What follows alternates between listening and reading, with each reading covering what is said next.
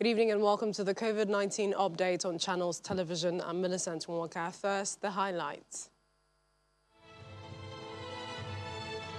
Plateau State battles citizens' low compliance to NCDC protocols as government condemns what it calls risk perception and trust deficit between the government and the people. Residents in Cross River State receive palliatives from federal government with the promise of more.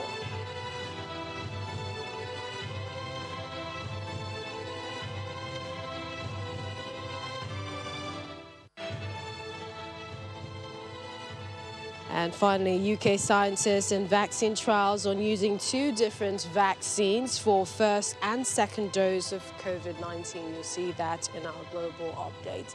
Let's begin with the Nigeria Center for Disease Control figures. But before that, today, the world commemorates World Cancer Day 2021 under the theme I Am and I Will, marking the end point of a 3-year campaign which has sought to reduce fear, increase understanding and change behaviors and attitudes around cancer.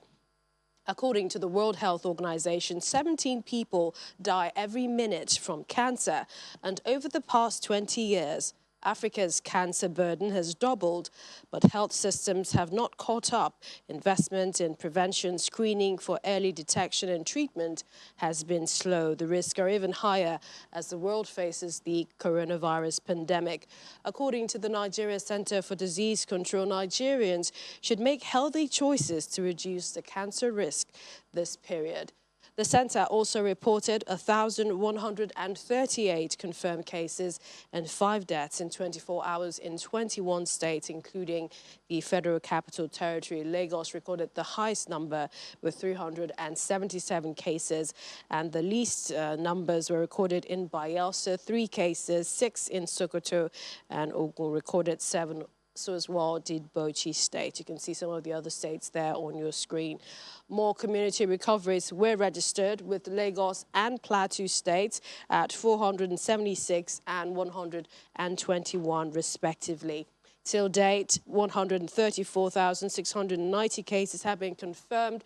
Those that have recovered are over 100,000 as well, and the death toll stands at 1,618 recorded in the 36 states and the Federal Capital Territory. Now, according to the State Ministry of Health, Plateau State has conducted 56,176 tests with over 8,000 confirmed cases and 55 deaths recorded. Figures from the NCDC shows that the state is the 3rd highest in the total confirmed cases tally in Nigeria. So far, 63 health workers have contracted the disease in the state. However, as confirmed cases increase through community spread, the co-chairman Plateau State Interprofessional Committee on COVID-19 is concerned on the people's attitude and risk perception and the trust deficit between the government's messaging and the people. Truly, this is a serious problem to this response, the way people are not complying with the non-pharmaceutical preventive measures. But there are so many reasons that have been attributed, but for me, first of all, I think it has to do with the risk perception of an individual. There are different personality types. So by personality, some people love to engage themselves in risky behavior or risky engagement. And those kind of people, they are likely not going to take the risks of COVID-19 serious, and so they will. And you know what you believe affects your behavior. So these people are likely not going to take that serious. But those that have a good risk perception concerning COVID-19, they are the ones that will take the threat serious and going to adhere. So most people are not doing that. I think the trust deficit existing or widening between government and the people is another factor, because you know that a lot of politics have characterized this response. And so for most people, because government, they have not really conducted, especially at the state level, have not conducted this response with trust, with transparency and accountability. And so they tend to doubt whether this thing is existing or not. And then also, Um, we also have to look at the factor of risk communication. Was there adequate risk communication from the beginning? Was there community engagement? Were the people involved? Because it looks like most of the decision of the policy concerning this response is a top-bottom approach. From the Plateau State capital, we go to Enugu State, where the government is calling for strict compliance to the safety protocols in the fight against COVID-19. The Commissioner for Health, Dr. Ikechukwu Obi, in a briefing told reporters that the government is doing all it can to mitigate the impact of the virus on the people and to ensure that the death toll is managed. According to him, while the state waits patiently for the supply of vaccines, individuals must take the wearing of the face mask and the other protocols more seriously if the second wave must be combated. Understand that our response is impact mitigation. We are trying to reduce the toll that this disease will have on our people. That is the most important thing that we are trying to achieve, to reduce the toll on our people. It has become one of the emerging diseases. It is developing new strains. Just this morning I read in the news that the new strains that they are talking about is appearing in Nigeria. In some states in the nation now, they have isolated some numbers of cases of the new strains. And the information is that it is transmitted faster and that it can kill faster. So, your best bet is still the preventive. As much as possible, let us do whatever we can to take responsibility against this disease condition. Now, the World Health Organization reports that cancer now is the second leading cause of death, with 70% of deaths occurring in low and middle-income countries. It reports that breast cancer has replaced lung cancer as the world's most commonly occurring cancer. It warns that the number of cancer cases expected to grow, reaching 30 million new cases by the year 2040. Well, for more on coronavirus impact on cancer treatment, joining us right now from Enugu is Professor Ifeoma Okoye. She's a professor of radiation medicine at UNTH, also member of the National Cancer Control Implementation Committee. She's also a member of the NCDC Nigerian COVID Research Committee and the founder of Breast Without Sport Cancer. I would like to thank you for joining us on the program. I'd like to begin with the WHO survey, which has found that 50% of governments have had cancer services partially or completely disrupted due to the coronavirus pandemic. How much of this do you think applies here in Nigeria?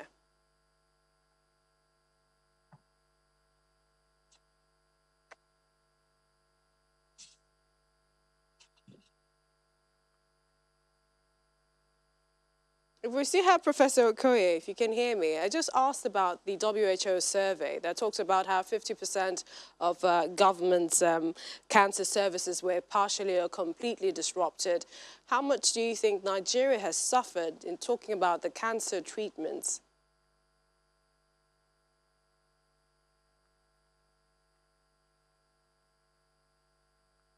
Oh dear.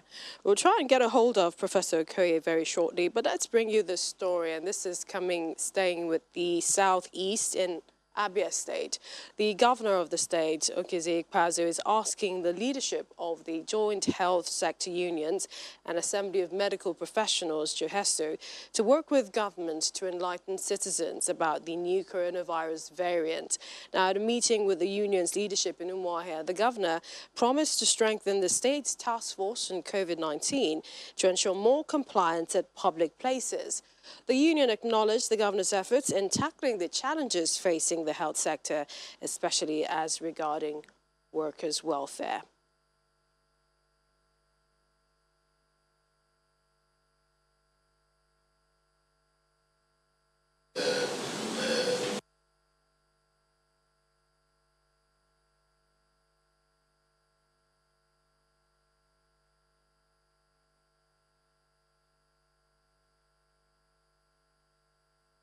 that Professor Okoye is ready for us now. Professor Ifeoma Okoye, thank you again for joining us on the program. Just asking about your thoughts as to how the COVID-19 has affected the services for cancer patients and treatment in Nigeria. Okay. Predictably, it did affect it for a couple of reasons. The first one being that everybody was petrified, with the first wave.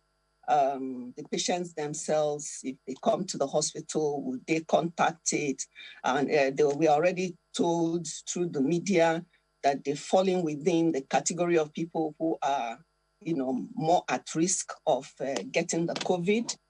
And so they had a lot of questions, to ask. And, a lot of them have to do follow-up visits for following up their radiotherapy treatment, their chemotherapy treatment. So we, in most oncology units, especially those that run what we call multidisciplinary oncology units, like we do in the University of Nigeria Teaching Hospital, we quickly, put heads together, had meetings, and put up a protocol that was able to triage the patients into categories of who would mandatorily need to be in the hospital and those who would need to be communicating with them at home. So that's what we did. But of course, that meant that because the patients themselves were even afraid, most of them, preferred to manage their symptoms and signs, which they were told would need for them to come to the hospital at home. And of course, that's, resulted in increased toll. The resources that would usually perhaps have been utilized in that area of management were, diverted. I mean, as I say diverted, I'm not saying I have a firm evidence of this, but one would believe that a lot of funds that would have been utilized for other healthcare areas were diverted to be able to cope with the whole burden of managing the unanticipated scourge of COVID, especially in setting up isolation centers and, of course, even mobilizing staff. And of course, even the attitude of staff, a lot of death toll amongst healthcare providers, which also struck fear. So all these culminated. Then there was a bit of a scarcity of certain drugs for patients. Importation was affected, and a lot of things skyrocketed in price. So even the inundating health bills, which of course affected the patients who were already struggling with out-of-pocket payment for their bills, became even compounded by this situation. So this has been really upsetting. Then, of course, because they have decreased immunity, they are also more susceptible to pick up this virus and to have more serious outcomes for the COVID when they do, because of their seriously diminished immunity. Once you're on chemo, your immunity is diminished, and even just the cancer alone would diminish your immunity. So a lot of effort was made, at least for those who were already connected to centers, to be able to be given a lot of advice on how they can improve their nutrition and lift up their immunity. Another thing that actually happened was the fact that a lot of patients, when they're sick and get to the hospital, it was assumed to be COVID, and so a lot of them were unattended. And then the surgical cases became cold cases. Only urgent cases were handled in the hospitals. Every surgical case, was closed down. So that also affected handling the new cases that would need to have surgery. So I think these are the ways that the patients were affected. Professor Okoye, we just have a very limited time. In perhaps a few seconds, where do you see the future of cancer treatment, cancer services? And this is as we battle the second wave of COVID-19. It's general, because cancer, comprises over 200 diseases. And so for each of the different areas, the breast cancer, cervical cancer, they all have their different problems. But let me choose to pick the one that the world has decided to eliminate, and that is the cervical cancer. The vaccination, the need to vaccinate our girls and of course the boys, and the need to increase vigilance in screening for detection of pre-malignant lesions. So for that to happen, there's still that competition between the resources, the limited resources that you have to apportion depending on where you have prioritized it, and all the time with acute infective episodes like the COVID demands, it always demands prioritization to those chronic type illnesses like cancer. So that's where I think we would have a problem to be able to go along with the whole world in this effort to eliminate cervical cancer. We'd like to appreciate your time. Thank you so much, Professor Ifeoma Okoye, Professor of Radiation Medicine at UNN, UNTH. Thank you for joining us on the program. Thank you. Let's go on a break now. We have more on the pandemic. When we return, please stay with us.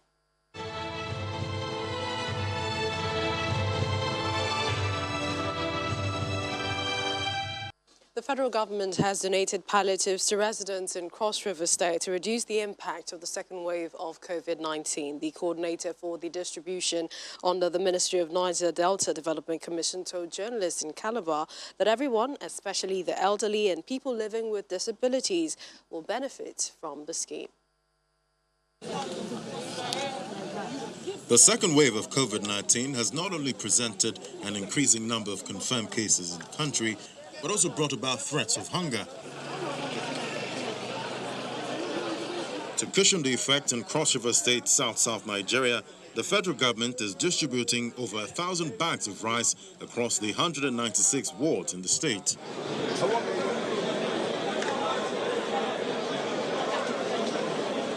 The coordinator for the distribution under the Ministry of Niger Delta Development Commission, Orok Duke, emphasizes the need for an even distribution. We have 196 wards. Cross River was allotted 1,400 bags. So we sent 4 bags to every ward. That came to 784, remaining 616. We are now sharing 616 amongst the various youth groups and amongst the various women groups. Let everybody eat rice on behalf of Niger Delta, on behalf of Buhari, on behalf of Effiong Okwa, the present administrator of Niger Delta. The beneficiaries applaud the federal government for the gesture, but pleads that more be done for persons living with disabilities. We are so grateful to be given rice. This has been what the federal government have been talking about, to reach out to the grassroots, the less privileged. But today we are all gathered to be blessed by this rice. So I'm so grateful. I thank God for the initiative. We are very grateful so that we can reach out to the nooks and crannies of disabled in Cross River State. However, we still appreciate the governor, Senator Professor Ben Ayade, for his magnanimity, for remembering us as persons with disability, and appeal to NCDC to always remember us as they could, but do the needful by doing what can go round for the disabled persons in Cross River State. With the emergence of a new variant of coronavirus in the country, private organizations have been asked to support the government's efforts at containing the pandemic.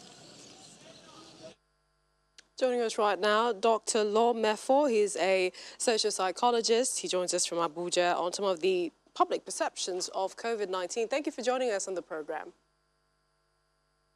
Thank you. Thank you for having me. Good evening, Nigerians. I don't know if you saw that last report. I mean, palliatives have been distributed, but we also have a situation where there is a large crowd. Physical distancing was not adhered to. A lot of people were not wearing masks, but they were happy to be getting the palliatives. My first question is, essentially, what are your thoughts as to some of the challenges that we're facing in Nigeria with regards to the struggle to adhere to the protocols to stay safe? Yeah, it's a very serious condition. The non-pharmaceutical measures that ought to be adhered to for us to get maximum result in terms of containing the pandemic These measures are in place, but they are not being adhered to. There is limited compliance, and there is also limited enforcement. And you don't know where to put the blame on, but I think every facet has to be blamed in terms of enforcement, in terms of compliance, in terms of even predicting that this would be the response of Nigerians. We are not very orderly people, and whether it is cultural or social, we are not very orderly people. So I am not surprised at the events unfolding. And with that, I would want to say that the public response is clearly without what you may call the taking of personal responsibility. And I have talked about compliance. If you take away something like transportation, public transportation, you see people crammed in taxis and in buses, both within and interstate traveling, long distance traveling vehicles. People are crammed in them, and it ought not to be so. If we really want to contain the pandemic, we need to do a lot more. I traveled to the east during the Christmas, Anambra to be precise, and I didn't see up to 10% compliance. Even in the churches, in hospitals, people were not complying. We had large gatherings, funerals, burials, and all that. There was no compliance, as far as I am concerned. So we need to return to the drawing board if we want to get this thing right. The reports you ran before you came to me, they are very clear that even new variants are beginning to emerge. These new strains, doesn't even mean the end. The new strains may even mean that more will come. And I had the doctor in Enugu, I think the commissioner of health or somebody like that. He was talking about the new, strain now killing faster and spreading faster. That's a red flag. It's a major issue that needs to be taken into consideration by all of us. And then, coming to compliance, I am still not happy with the way government is going about this. I think government is leaving too much to the people to handle. Our people need to be, pushed into line, need to rein them in. If you want to believe that Nigerians will comply without enforcement, honestly, it isn't going to work. I don't know when we willingly complied, with anything. The three major aspects, we talked about mask, wearing, that everybody should carry on one. I'm not putting on now because I'm alone here. Social distancing. And, of course, the basic sanitary condition, washing of our hands and all that. When we were in primary school, we were taught all this is in hygiene. I don't know how much that is going on now. The schools are not, the way the schools were reopened. I'm not sure the schools were really prepared properly. I'm not sure. For example, the universities, you have no testing facilities. Students just returned. But ordinarily, it's easy. It is possible to, you have the rapid testing kits distributed to the tertiary institutions, the boarding schools. The children are tested, students are tested, undergrads tested before they really mix up. Dr. Mefo, just before we finally let you go, because we just have just a few seconds, the NCDC also talked about the situation where the trust is missing, and this is in their messaging. So what do you think we need to start from for the people to, for the government to gain the trust of the people and for us to all adhere to the protocols? Briefly. We need to return to, more public education, public enlightenment. Nigerians have not been really encouraged to, trust government. Trust is lacking based on their experience with government. Government is not, hasn't demonstrated that it can be trusted. So there is one thing government has said they will do, or at least I'm reading that, through some commentaries going on around, that when the vaccines, I think we have ordered about 10 million, which will address only 10% of Nigerian population if you work with 200 million. What that means is that for Nigerians to even take it, they need to see our president take it. They need to see our governors, ministers, the public, officials. We want to see them take it. Once you see that, there will be scramble. Everybody will want to take because that trust is restored. It's very fundamental. And if we take it from that perspective, the government needs to prepare for a surge because there will be initial reluctance, but Nigerians will surge when they see somebody like the president take it. Unfortunately, we've run out of time. Dr. Law Mefa, thank you so much. We need to have you join us again. We appreciate your time. Thank you, social psychologist. Thank you for joining us. And one of the world's leading scientists, Professor Helen Rees, has warned that society will not likely return to normal until well into next year. Professor Rees sits on the World Health Organization's Committee for COVID-19, has also warned that first-generation vaccines may become less effective against new variants of COVID-19. As a result, high-volume rollout of jabs may not happen until 2022. This is happening as the UK trial has been launched to see if giving people different COVID vaccines for their first and second doses works as well as the current approach of using the same type of vaccine twice. You can find more updates on our website. It's channelcv.com. In the meantime, continue to take responsibility. Stay safe, stay healthy. Thank you for watching. I'm Minister Walker.